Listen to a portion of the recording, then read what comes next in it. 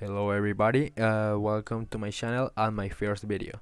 Today I'm gonna explain how you can add life to your player and take damage. So look what you can do when you have finished this video.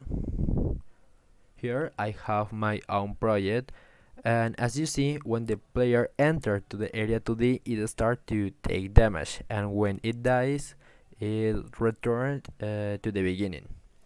I'm not going to explain how you can express the life like those hearts that I have here. That may be in another video, but not this. So knowing that, let's start.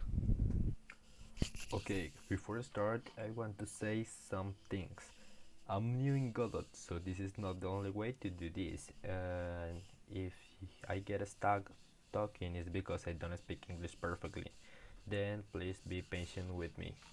Okay, first we have here our project. Here we have our kinematic body and our spikes. So we go to our kinematic body script. First, we have to add some variables. A variable called HP, and you can put the number what you want. And 4 more variables. Variable called is that it will be equal false. Variable is taking damage equals to false. A bar is colliding equals to false, and a bar called cooldown that it will be equal to false. We have our 5 variables that we are going to use. So I'm going to make the script, and then I'm going to explain you what I did. The code that we're going to use, I'm going to explain it really fast. So let's go. When the player collides with the spike, it means that it's colliding. I want to remove 1 from the HP. If I remove 1 to the HP, it means that it's taking damage. If it's taking damage, I want to do an animation sprite called LED, and when the player gets less or equals to 0, it means that the player is dead. I want the player to stay that can move, and I want to play the same animation when it's taking damage, and the collision shape will disappear. Okay, we have this code. The animation called it is this that I am using, and we have some problems with this code. Wait, we have a variable that we call here if taking damage. It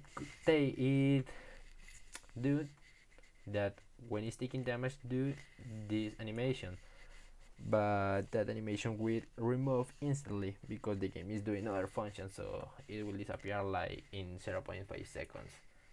So we want to say to the code that we don't want to do when the player is taking damage. So when it's taking damage equals to false, I don't want that the player can move. So all of this is for the movement. The function jump, the same. When it's taking damage, I don't want that the player can jump. The fraction, I will state this function like this, because if I put that I don't want friction when it's taking damage, maybe my player go to the shed, and I don't want this. The gravity is the same, and this when it's colliding with a wall. Don't forget to indent all the code, and I think that's all. And I'm going to do the same with the variable is dead. What I don't want to do when the player is dead, if it's dead equals to false, so I don't want that the player can move. Okay, don't forget again to indent all the code.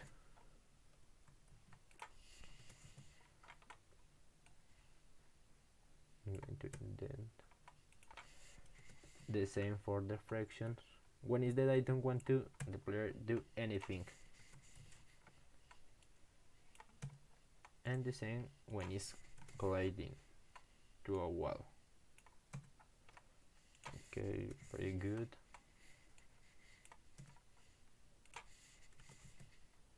Okay, now we have this code. I think it's pretty clean, but now we have other problems. If the player get into the spikes, we don't want that the player dies immediately. We want to he have the chance to get out the spikes and maybe survive.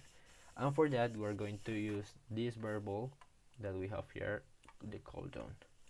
We're going to say that if colliding is true and cooldown if equals to false, to remove one of the HP, and immediately when the cooldown is false, when remove one of the HP, we want to say that we want again the cooldown true. Okay, I think is pretty well, but now we have to add some time to the cooldown, so we're going to use some timers. We're going to add the node timer, and we were going to create 3 timer nodes. I'm gonna say you for what are these timers. Oh shit. Timer. Okay, so we have 3 timers. The first timer is for the time we want to play the animation when it's taking damage. So the animation that I want like 0.5 second playing when it's taking the damage. The second one is from the cooldown. The time is spent to take damage again. I want like 1 second or something like this. And the last is when the bird died, how much time I want to expand after the player died. Okay, so I want to put the timer. The first is for the animation taking damage. The second is from the cooldown, and the third one after he dies. We're going to connect the timer nodes to our kinematic body.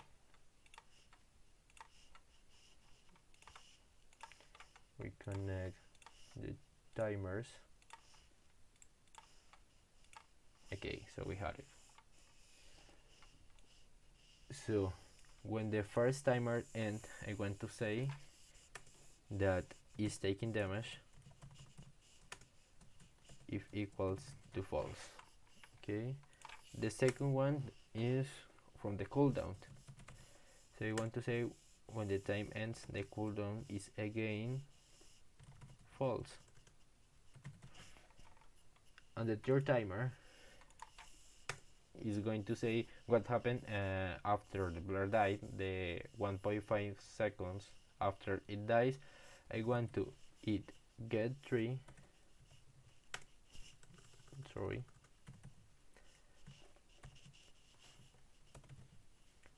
and reload the current scene. But we don't already activate these timers. We're going to activate them here. Okay, when it's taking damage true, I want to say that the first timer start. Okay, first timer start, and the second timer too. We put the second timer start, and when it's dead, we want to put the last timer.